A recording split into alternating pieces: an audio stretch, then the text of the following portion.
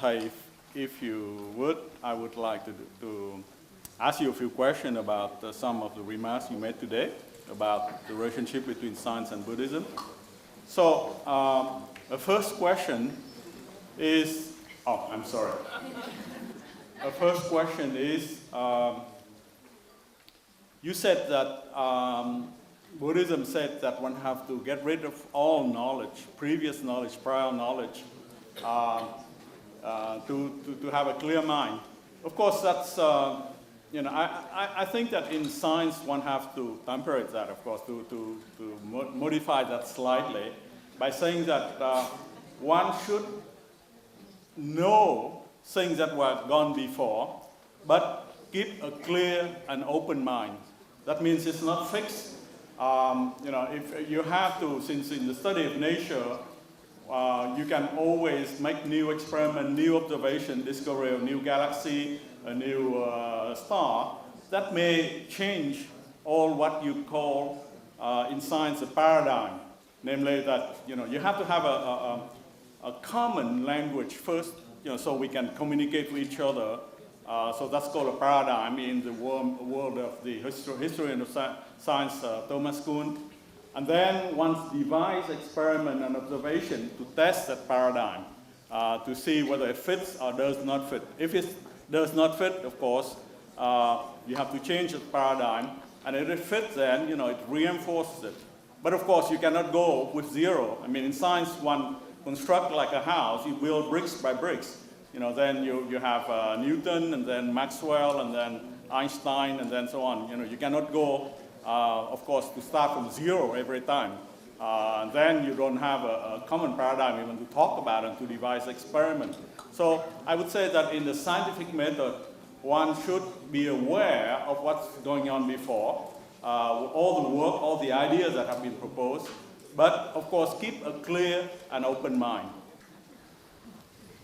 Well, we speak about non-attachment to views. You may have a view, but what you do is to be ready to release that view. You can make good use of the view with the awareness that a better view can be obtained, and that the view can be obtained only when you are capable of releasing this view. Like the teaching of the Buddha, even it is offered by the Buddha, the enlightened one. You have to make good use of that. You have to, the teaching is in form of a spoken language, and you should not be caught by the teaching. You should use the teaching skillfully in order to apply to your practice, because that teaching is not the ultimate thing. That is only an instrument, a means in order to arrive at an end. The teaching is compared to be a finger pointing to the moon. If you are caught by the finger, you can never see the moon. That is why you have to be very skillful to use that kind of teaching in order to attain the knowledge. And that is what is recommended by the Buddha, non-attachment to view, and not just the removal of the view. You might make good use of the view and not to be caught by it. Yes. So in fact, I think we agree, I think. So we do have views to start with, but you should not be attached to it. And that's, again, that's in conformance with the doctrine of impermanence, that things change, and even our points of view change, and it should be changed. And I think that all the great scientists in the history also, of course, never accepted authority. And science, by definition, is not dogma or authority, right? It's what defines the scientific method is that if there's new element, new observation, and so on, you have to change your theory and you have to change your mind. So it's certainly not a dogma. That's something you receive from your professor or something like that. That's certainly true. So a true scientist always look at nature and change his mind and keep his mind accordingly. To my second question now. So you said something about inanimate matter has intelligence. I'm not sure that this is the current scientific view now. And again, I think that one has to define the degree of intelligence and consciousness. Even if you claim that an electron has consciousness, which I don't think there's scientific evidence for this at this point. I think there's degrees of consciousness. I would say that a dog, for instance, consciousness is not the same as a man's consciousness. I mean, and I think that Buddhism distinguishes this type of consciousness also. So, for instance, if you go back and become a dog, for instance, if, of course, your view of the world is not as sophisticated, and you cannot go further towards the path to nirvana as a man or a person that has consecrated his life to the study of Buddhism. So there's different degree of consciousness, and I would say that an electron, well, it's very, very different from a human being, for instance. You know, the electron, you can define it in physics only by its mass. There's only a few what's called quantum numbers that define a particle. Okay, so its mass, its electric charge, and its spin. That's all. That's only three quantities that physics define.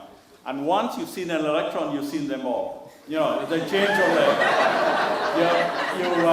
They change only by their mass, the electric charge, and the spin. You see, it's. While I cannot say that from a human being, you know, every human being has a distinct character, distinct, you know, whatever. But he has his brain of 100 billion neurons. While of course I don't think that has ever been proven that an electron has neurons in his and its makeup is just a particle, and sometimes described as a wave as well. So I would say that there's different sign of consciousness. So and by the time you get to nature, for instance, a tree, a rose, for instance, a flower. Again, I don't think that you you can say that this flower has a consciousness of a man or a human being. It's whatever, you know, if it will react to, let's say, sunlight, for instance, and do photosynthesis. But I think that this is probably automatic gene behavior, so instinctive. You know, in the case of animal, it's more instinctive. You know, it's not thought out like a human being. You know, we wonder about what is the origin of the universe. You know, where are we going? Whether there's life or death. I don't, and you know, what happened after our death. But I don't think a dog or a cat asks himself that question. You see, so there's of course, I don't speak cat, but I don't think that, you know, a cat would ask himself this question. Of course, I don't see cats producing Beethoven symphony or painting, you know, a Monet thing. Of course, I think the chimpanzees are genetically very closest to us. I think they share 99.9% of our genes, for instance. Have some human notion. I mean, I think that they appreciate beauty. I think that we've seen bands of chimpanzee, you know, being struck by the beauty of a sunset, a sunrise, for instance. But again, you see, we don't see them writing War and Peace or Beethoven symphony and things like that. So or painting, you know, have a beautiful painting of lilacs or nymphias like Claude Monet. So I think there's different degrees of consciousness, and we cannot put all this, all of these you know, things in nature, things in the universe on the same level. Okay, so again, then I would ask you, what is your opinion on that? Would you say that still that an electron is the same as a human being? Well, the question reflects a mind of discrimination very clearly. We know that when we look into ourselves as a human being, we see that the human being is made only of non-human elements. We have the mineral element in us. We have the element vegetable in us, and we have the element animal in us. Not only we have human ancestors, but we also have animal ancestors, and vegetable ancestors, and also mineral ancestors. And our ancestors do not belong to the past. They belong to the present. They are fully present in us. Without them, we cannot see the way we see. We cannot think the way we think. We cannot live the way we live. And the electron is also in us. So when I produce a thought, every ancestor in me, including the mineral ancestor, the animal, the vegetable ancestors, collaborate with me in order to produce that thought. It's like when you look at a tree. That is not the job of only your eyes. And you know very well. Without the brain, without the blood, without the cells in your body, without all that, seeing would be an impossible thing for eyes. So when the eye see, the whole body is participating in the act of seeing. So when we produce a thought, when we reason, when we create music, when we do mathematics, not only if a number of neurons are doing so, but the whole body, the whole lineage of ancestors in us are participating in producing that thought. So looking like that, you see that you are made of non-you elements. And the non-you element continue to be in you. And if you remove the non-you element out, there's no more you left. So we have the complex of superiority as a human being. We think that we have that kind of intelligence, that kind of consciousness that other living beings do not have. But I'm not very proud of the kind of mind that we are using in our daily life, the mind of discrimination. That mind of discrimination caused by many notions are the foundation of all kinds of suffering. We discriminate against this and that. And that creates complexes of superiority, inferiority, equality, and so on. This plant has intelligence. This plant has knowledge. This plant has a will to live. This plant knows how to fabricate flower and fruit, how to continue to live the best way it can. And it seems to me that this plant is creating less suffering than we human beings. I am not very proud of my mind of discrimination.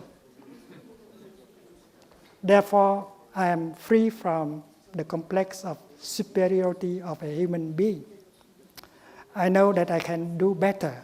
And with the practice of Buddhism, I can remove that kind of discrimination. I can purify our mind, and I can organize my life in such a way that can bring more happiness, that can prevent suffering, that would not push me into creating suffering for myself and for living beings. And that is why when you produce a thought, Mother Earth is producing that thought together with you. Don't say that you are alone producing that thought. Mother Earth is in you, and she is at the foundation, and she is producing that thought with you at the same time. So this thought is not your property. This thought that is just produced is a property, is a creation of the whole earth. And not only the earth, the sun also. Because without the sun, the earth cannot be herself. And she is not able to create you, to bring you into existence. So that is the mind of non-discrimination. As far as you use the mind of discrimination to judge and to organize, you continue to create suffering. That is why it's so important to learn how to remove notions that are at the foundation of separation and discrimination. Well, I completely agree with you that, of course, I'm existing here, and my atoms, of course, participate in every fiber of me. And yesterday I told you that we are all the children of stars. I mean, I'm very aware of that cosmic connection. That we will not be here if not for the stars and the fine tuning of the cosmos, like explained to you before. That's good science. That's good science. So I will. I certainly agree with that, but I still, worry about, putting everybody at the same level. It's not a complex of superiority. It's just, scientific observation. So in science now we have what is called the science of complexity, or the science of emergent property. So you cannot, if you put together an ensemble of particles, although they are inanimate things, something can happen. So you cannot just describe yourself as just the sum of particles. Something more happens, and I think that's consciousness. So it's what once you reach beyond threshold of complexity, and here this is the neuronic connection and the genetic connection and the cell connection, also all these things. There's something more that happens. So you are more than the sum of what you're made of. So that's something that a lesson that modern science has taught us, and I think that we have to take. That's called the science of complexity, it's emergent property. Okay, so some properties that you cannot if you look at a particle, you cannot have this property. But once you put billions of them together, which is the case in your body, and especially billions of them in neurons in our head, then there's something more that happens. So that's the science of. So I mean, I'm aware of what Thich is saying. Of course, I mean, we are all interconnected, the interdependence, and I'm aware that I'm brother of this flower because we are all made of the same atoms. But I still think that there's different degrees of consciousness, and that's for the moment what science seems to be telling me. Time is made only of non-time elements.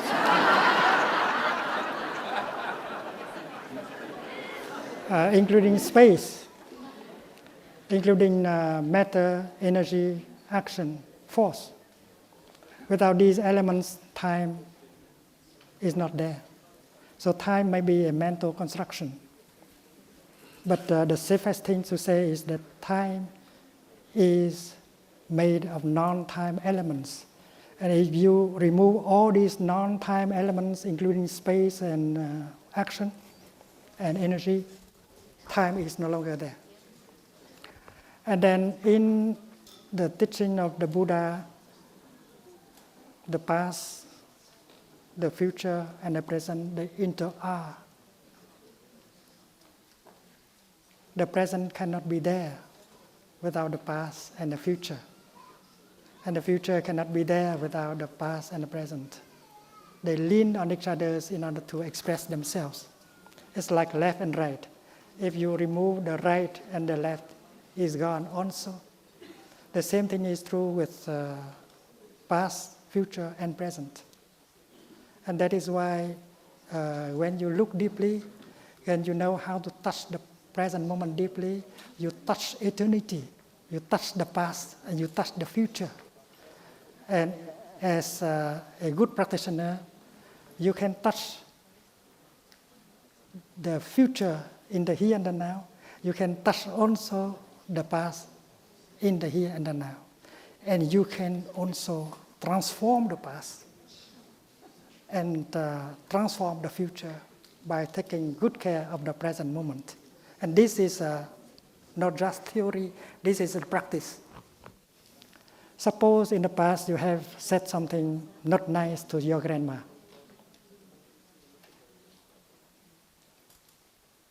And that continues to be in you, that kind of unskillfulness, that mistake still in you. And you regret that you have said that thing to your grandma. And you regret that your grandma is no longer there for you to apologize. See? So you might think that the past is already gone and you can do nothing concerning the past. And that is not right thinking.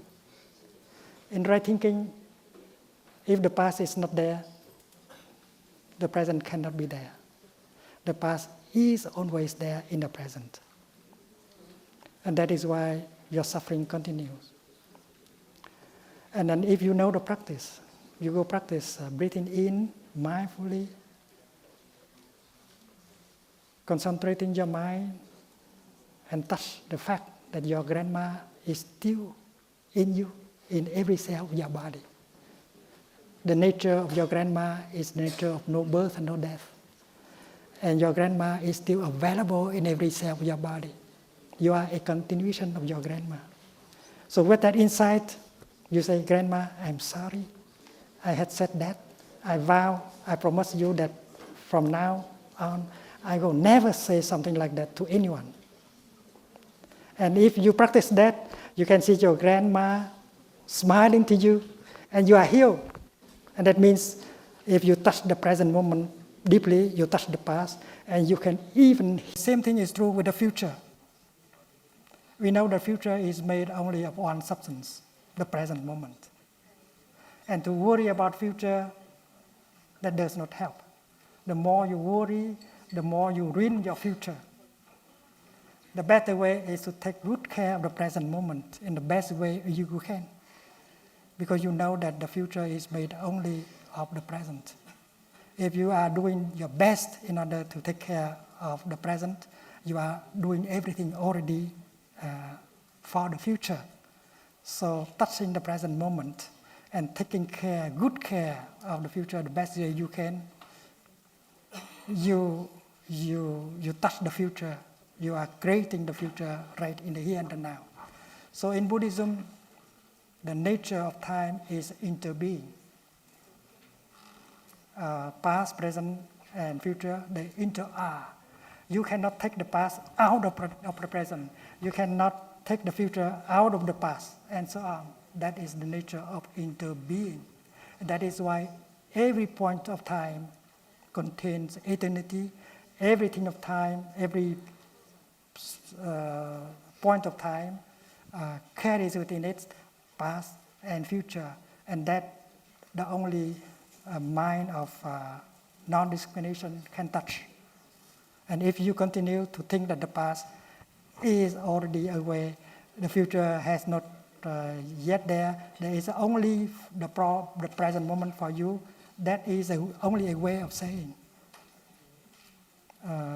That is why we can say, like the Avatamsaka Sutra, that one moment contains eternity.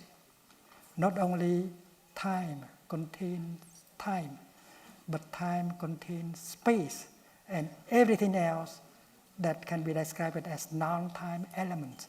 So it's very safe to say time is made only of non-time elements, and from that you can proceed.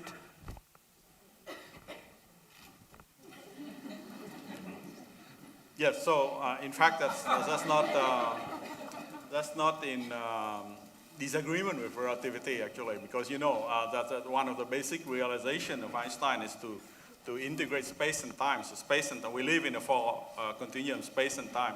So for somebody who's moving very fast space is contracting and time is lengthening, so it's slowed down essentially by the same factor which depend on the velocity of the observer. So in fact, that space and time unification was done scientifically by Einstein, and so that I would not disagree that all this is connected together. Again, this is the interdependence of things. Donc,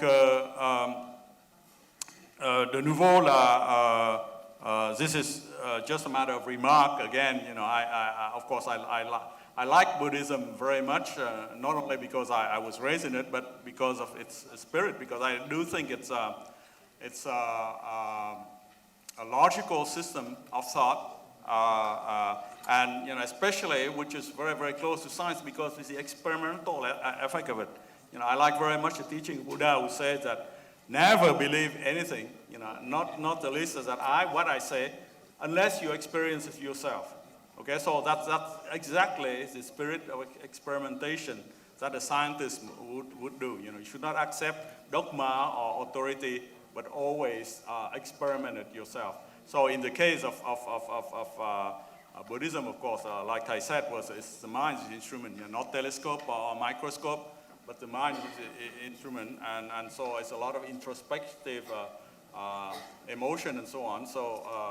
And I would say that you can experiment that yourself. If you have thought of hate and so on, then of course you're unhappy. But if you have thought of love and compassion, then you're happy. So you can test it yourself. But it's a realm of more feelings and so on, more than I guess the realm of a discussion on nature. I told you that yesterday that the aims are very, very different. So anyway, this is just a remark. It's not something that I want to ask Thich about. Okay, so the next question is that the objective reality versus subjective reality. So Thich has said that one has to do, of course, away with that notion of object and subject. That's certainly true, but still, as a scientist, I can, of course, I realize that an observer is very, very crucial for interpreting whatever he sees, and that's especially true in quantum mechanics, like I explained yesterday, at the same particle. Less true maybe on macroscopic scale, like moon, stars, and galaxies, because there are many, many atoms there. So I would like to clarify this with Thich then. I mean, if you say that there's no objective reality independent of the mind, do you really believe that, there's a moon up there, for instance? If you don't look at the moon does not exist? I mean, in a universe that there's no observer, and we know that there could be universe that have no observer consciousness, because that depends on, like I said, the fine-tuning of the physical constant that will produce stars, and stars produce heavy elements that will lead to life and consciousness. If you don't have that, this fine-tuning, this combination, then some multiverse, some other universe, parallel universe, could be completely devoid of life and consciousness. And then, do you really believe that that world does not exist because a mind does not exist in that world? Does the moon not exist because we don't look at it? We do not believe in the notion of existence, of being and non-being. It's very clear that we cannot look at the world in terms of being and non-being. This is very clear in Buddhism. A right view is a kind of understanding free of the notion of being and non-being. So your question is that, do I believe in the existence of the moon outside there? But we go around, we cannot get out, because you are still caught in the notion of being and non-being.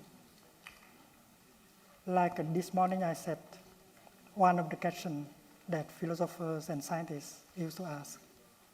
is why is there something rather than nothing? That question proves that the person who is asking it is still caught in the notion of being and non-being.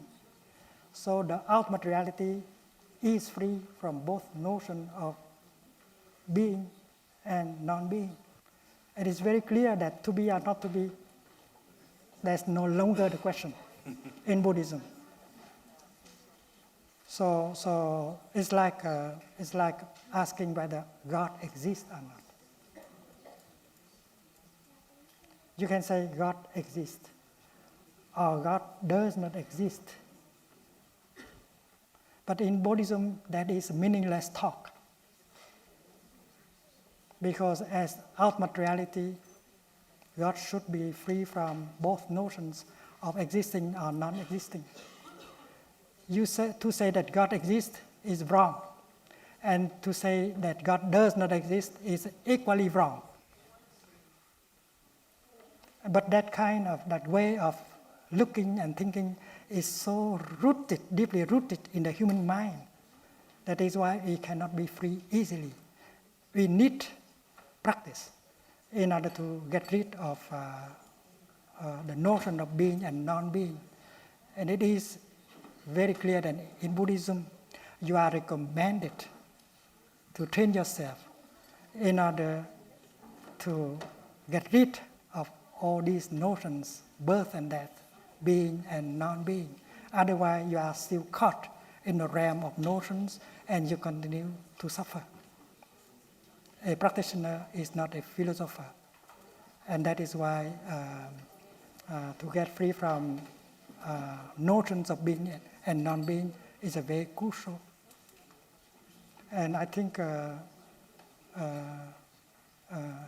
good scientist may be inspired, motivated by desire to get rid of his mental categories, that he will be able to touch the ultimate reality.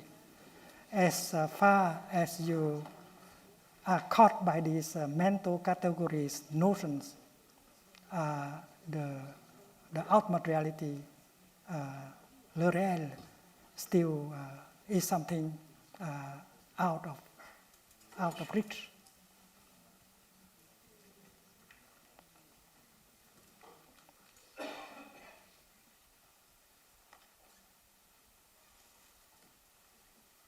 And this morning's teaching about the four foundations of mindfulness is very clear.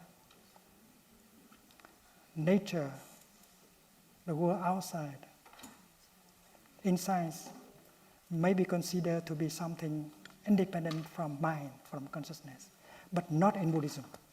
In Buddhism, everything is object of mind, is a construction of mind. And if the mind is clear and free, the reality in itself will reflect in your consciousness. And it's very essential to remove the notion of subject and object. The notion, the belief that there is a subjective mind in here, reaching out in order to touch the objective nature outside. That is the basic mistake, basic obstacle in Buddhism.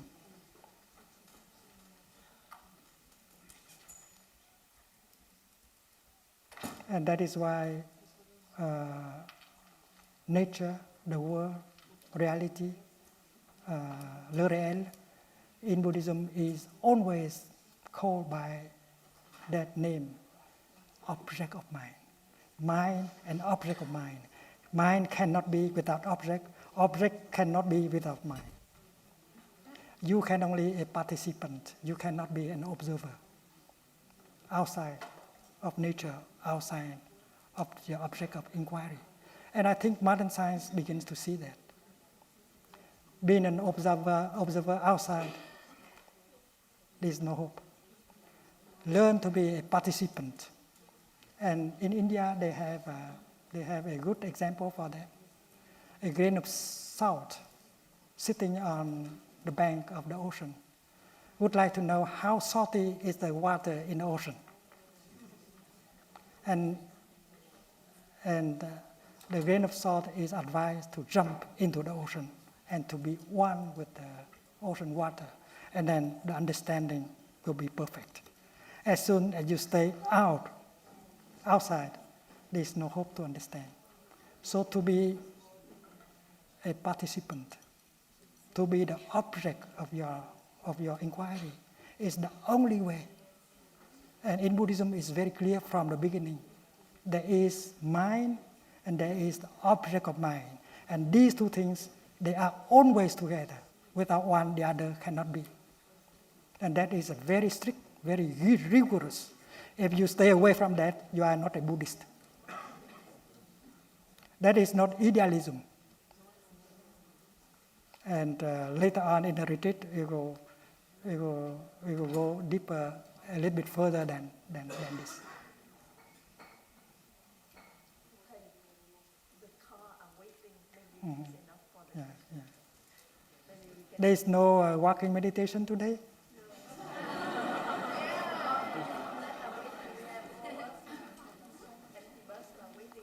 Professor Thuần, you have to come back.